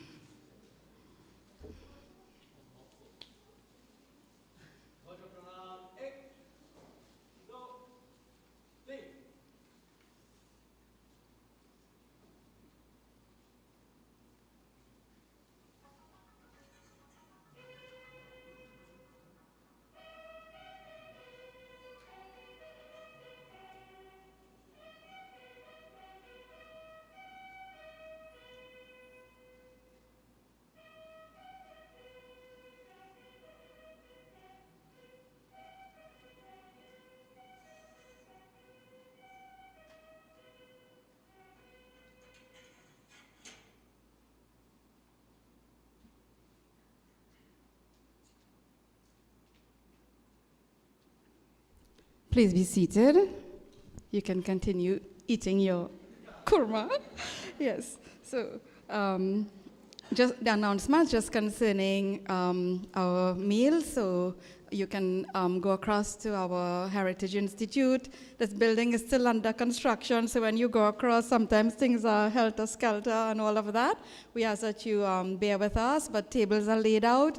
If you wish, the dinner is wrapped, so you can take it with you if you need to leave right away, or if you want to spend some time to meet and greet and talk and just spend some time in togetherness, you are free to do so. So you'll exit through the front and you can just enter the building from the side right here. Pujya Swamiji, you are also having your meal across there. And we thank our dear Guru Mata Naila Ji for preparing the meals. Yes, thanks, of course. So we'll all stand for our closing mantra. We'll ask our Dr. Veda Vijay to lead us in mantra. Let's clasp our hands, close our eyes, bow our heads. Thank you so much for attending, and thank you so much for the opportunity to share these thoughts with each and every one. Om Purnamadha Purnamidam Purnat Purnamudachyate Purnasya Purnamadaya Purnameva Vashishyate. Om Shanti Shanti Shanti. Hari Om Shri Guru Bhyo Namaha. Hari Om. Thank you all. Thank you very much. Reach home safely, meet and greet each other, and see you all again very soon. Look out for Varsha Pratipada Sansad and the Sansad Senate next year during Navrat. Namaskar. Jai Shri Ram.